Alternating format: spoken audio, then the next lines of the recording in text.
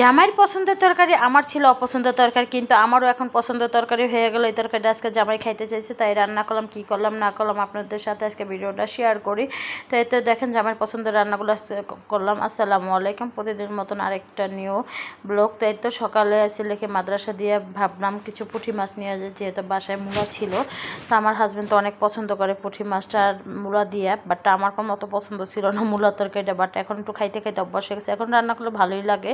আমি কম সবসময় মূলাটা একটু রান্না করার পরেও কয়েকটা মাছ ভাজিও, তো বেশি আনি না, যেহেতু কাটা লাগবে বেশি, কারণ আমার ছোটো মেয়েতে আমি অত কাটাকাটি করতে পারি না এখন, যেহেতু অল্প মাছই আনছি, হাফ কেজির মতন আনছি। তো এদিকে করলা ভাজি করব, করলা ভাজি করার পরে মূলা দিয়ে রান্না করবো, একটা ভর্তা করবো, আর পুঁটি মাছ কিছু ভাজবো। তো আমার হাজব্যান্ডের করলাম অনেক পছন্দ, মানে এই মাছ ভাজাটা আর মূলা দিয়ে রান্না করা। তাই চিন্তা ভাবনা করছিলাম যে বাসায় মূলা, তা আমার হাজব্যান্ডে নিয়ে আসছিলো 2-3 দিন আগে, ফ্রিজে ছিল, তাই ভাবলাম বাসায় মূলা আছে, তাহলে পুঁটি মাছগুলো পাইছি, তো পুঁটি মাছগুলো নিয়ে যাই।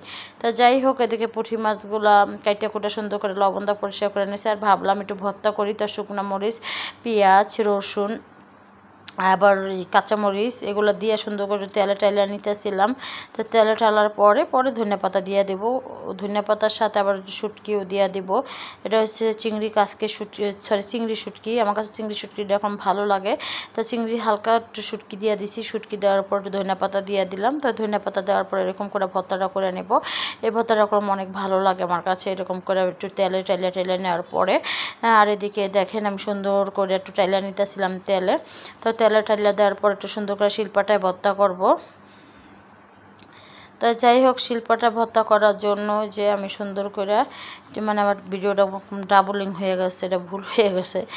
তো যাই হোক, এদিকে ভর্তার জন্য টাইলা টুলা নিলাম, আর এদিকে সব কিছু রেডি করে নিছি। পুঁটি মাছ, মূলা, তরকারি, মানে আগে আমি গুছিয়ে একটু চাই নিছি, দুইটা রেডি করার পর ভর্তাটা করবো। এখন নিরিবিলি তরকারিটা মূলাটা করবো আমি ভাপ দিয়ে সিদ্ধ দিয়ে ফালাই নিছি, কারণ নাহলে মূলাটা গন্ধ আসে। তো এদিকে পুঁটি মাছগুলো পরিষ্কার করে নিছি, পেঁয়াজ, মরিচ, হলুদ করে, জিরার ফাঁকি, ধনিয়ার ফাঁকি, লবণ, আদা বাটা, রসুন বাটা, কাঁচামরিচ, ধনেপাতা, টমেটো এগুলো সব একসাথে মিক্স করে নিচ্ছি।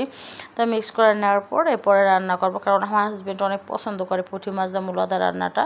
তো যাই হোক, এদিকে সব কিছু দেখেন কত গুছাই টুছাই নেওয়ার পর রান্না করলে অনেক ভালো লাগে। তার আমি পুঁটি মাছগুলো কিছু ভাজবো। আর যাই হোক, দেখেন পুঁটি মাছগুলো একটু বড় বড়ই সাইজ ছিল, আবার ডিম ছিল প্যাডের ভিতরে অনেক, কারণ এই সময় পুঁটি মাছগুলো খাইতে খুব বেশ মজা লাগে। আর এদিকে তো পুঁটি মাছটা আমি ভাজতেছিলাম, মানে ভাজা যেগুলো খাবো ওইগুলো হচ্ছে ভাজাভাজি করতেছিলাম। আর হলো রান্না করব, শুধু কষায় রান্না করব। এই তো ভাজা যেগুলো খাবো এগুলো আমি উঠাই নিছি। তো উঠাই নেওয়ার পর এখন কষায় কিছু রান্না করব, মূলার সাথে অ্যাড করব। তারপর মূলা যেহেতু সিদ্ধ মূলা, তাই যাই হোক মাছগুলো ভালো করে কষায় নিব। তো কষায় নেওয়ার পর সুন্দর করে করব। তো দেখেন মাছগুলো সুন্দর করে কষায় নিতেছিলাম। মূলা তরকারিটা এরকম এমনি খাইতে ভালোই লাগে। তো যাই হোক, এদিকে দেখেন ভালো করে কষাই নিয়েছিলাম, মাছগুলো একসাথে দিয়ে দিয়েছিলাম, মূলাগুলো একসাথে দিয়ে দিয়েছিলাম। তো এর তো আমার কষানো হয়ে গেছে, এখন আমি রান্না করে নিব। তো প্রায় আমার রান্না শেষ, রান্নাও দেখেন কষায় সুন্দর করে মূলার সাথে দিয়ে দিলাম। এখন রান্না প্রায় তরকারিটা শেষ হয়ে গেছে, এখন তো ধনেপাতা দিয়ে নামাই নিব। তো এই তো মূলা তরকারিটা কেমন হচ্ছে সবাই একটু কমেন্টে জানাবেন। দেখেন কালারটা দেখতে সুন্দর হয়েছে, খেতে কম বেশ মজা হবে। তো ফাইনালি আবার রান্না পুরো শেষ, এখন খাওয়া দাওয়া করবো। তো মাছগুলো রান্না হয়ে গেছে, এখন পুঁটি মাছগুলো ভাজা সুন্দর করে যেটা ভর্তা করে নিয়েছি, দেখেন কত সুন্দর লোভনীয় একটা খাবার হয়েছে। তো আজকে এই পর্যন্তই টুকিটাকি খাবার রান্না করলাম, মূলা দিয়ে করলা ভাজি করলাম। তো যাই হোক, রান্না শেষে খাওয়া দাওয়ার পরে তো বিকালে একটু পুরি আর আনলাম, পেঁয়াজু আনলাম। তো এগুলো খাবো এখন বাচ্চাদের নিয়ে। তো সবাই ভালো থাকবেন, সুস্থ থাকবেন, আল্লাহ হাফেজ।